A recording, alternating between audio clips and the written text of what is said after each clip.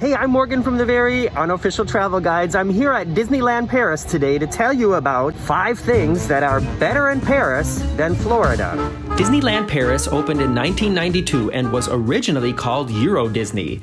It was the 4th Disney resort to magically come into existence after Disneyland California, Walt Disney World in Florida, and the Tokyo Disney Resort in Springfield, Illinois. Now called Disneyland Paris, the resort is home to 6 on-site hotels, the Disney Village shopping and dining area, Disneyland Park, and Walt Disney Studios Paris Park. By the way, just to get this out of the way, it's November 2020 as I'm recording this, and currently, all of it is closed. Bummer! Although there are many similarities between Disneyland Paris and Walt Disney World in Florida, some things are better in Paris than in Florida, and I want to start with the hotel situation.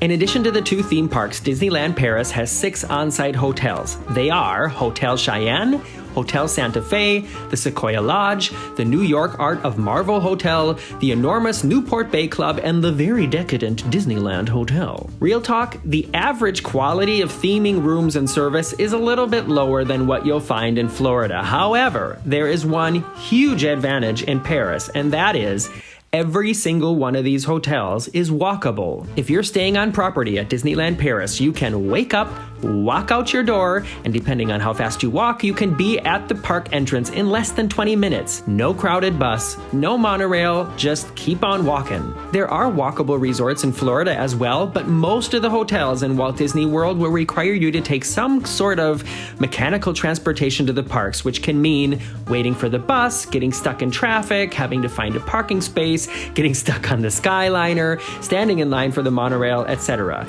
And there are buses servicing the Paris hotels, but you don't need them. Speaking of hotels, in Paris, you can actually have a room inside the Disneyland park, which you can't do in Florida. This side of the Disneyland Hotel is actually inside the park. Can't do that in Florida. Let's talk about some rides.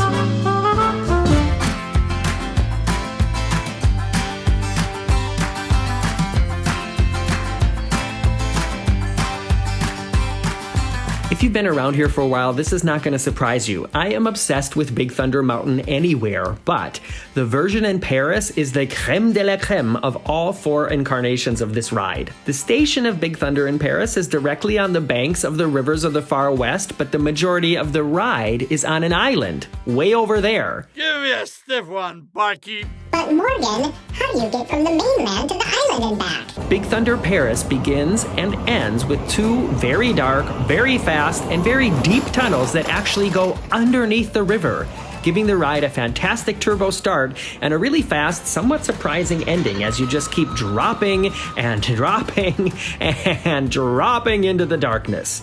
Also, it's extremely photogenic. I mean, I love Big Thunder in Florida, but have you ever noticed how hard it is to actually get a picture of the ride?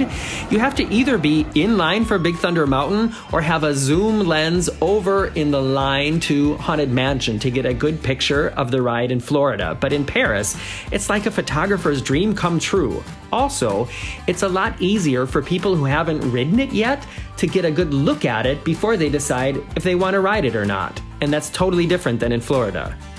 Do you want to put a little more Disney into your Christmas this year? Well, I've got the goods for you. Disney Parks Monopoly and the adults-only Cards Against Disney are 2 things you can order from Amazon that bring a lot of Disney into your home and are fun in 2 totally different ways. And if you order them using the links in the description below this video, you also help support the very unofficial travel guides. So, if you've ever dreamed of buying Space Mountain and charging your friends thousands of dollars to ride, or if you want to find out what happens when you tell your fairy godmother to bippity-boppity back the off, get some holiday shopping done right now and follow the links below. Now back to the video.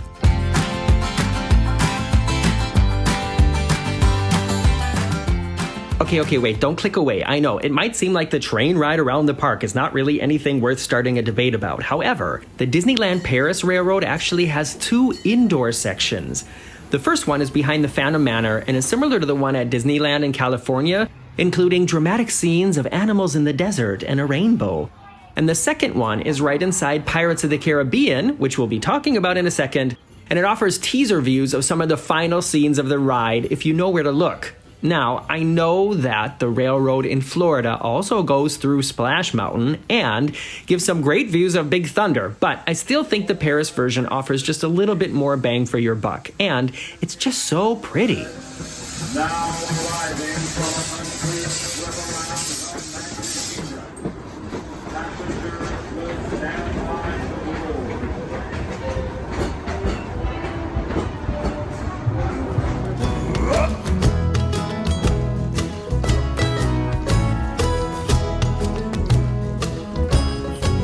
Pirates of the Caribbean is one of those uber classic attractions that I always have to ride when I'm at Disney, and I have to say, the Paris version is very, very different than the one in Florida, and it's better in just about every way possible. It's also really dark inside, meaning I don't really have a lot of great videos of it. But let me tell you about a few highlights. The ride starts with a lazy float through a bayou during a full moon night. There's fireflies in the air, there's a shipwreck, and there's an entire restaurant.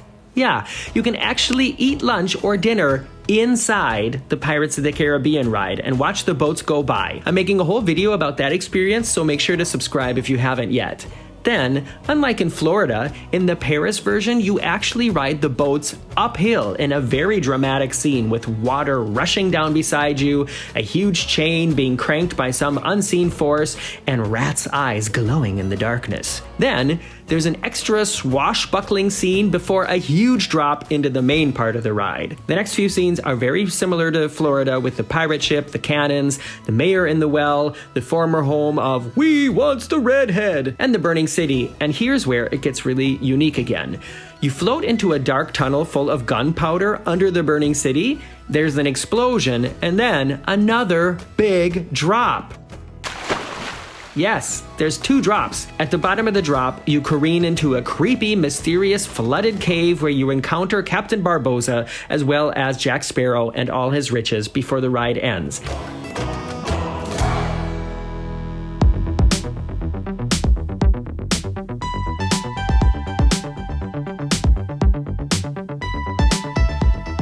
This one is totally a matter of taste, if I'm gonna be completely honest. It's kind of like comparing apples to oranges. Of course, they both have the same name, and I really love Space Mountain in Florida too, but the two rides could not be more different. While the story in Florida works a lot better, yes, there is a storyline to Space Mountain in case you didn't know. If you want me to make a video about that, let me know in the comments. Space Mountain Paris is a very thrilling, large roller coaster experience, including a loop and a corkscrew, a catapult start going uphill, and the whole thing is themed to Star Wars.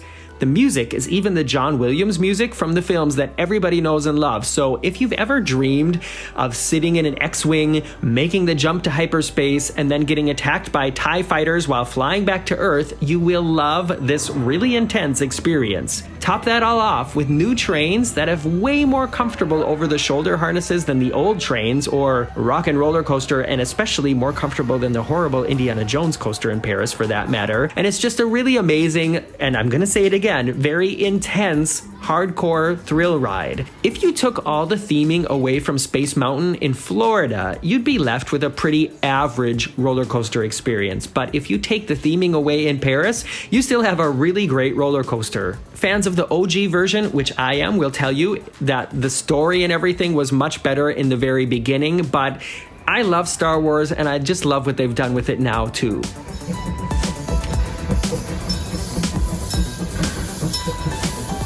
That's my list. What do you think? If you've been to both, let me know if you agree or disagree, if you think there's something that I missed. And if you haven't been to Paris yet, maybe start planning a trip sometime soon, maybe for early 2021. Remember, it does get cold here. That's one major disadvantage about Disneyland Paris, is that for a lot of the year, it's cold. Be sure to look through my library for other Disney-related videos, as well as theme parks and cruise ships from all over the world. Consider subscribing and follow me on Facebook, Instagram, Twitter, and Patreon.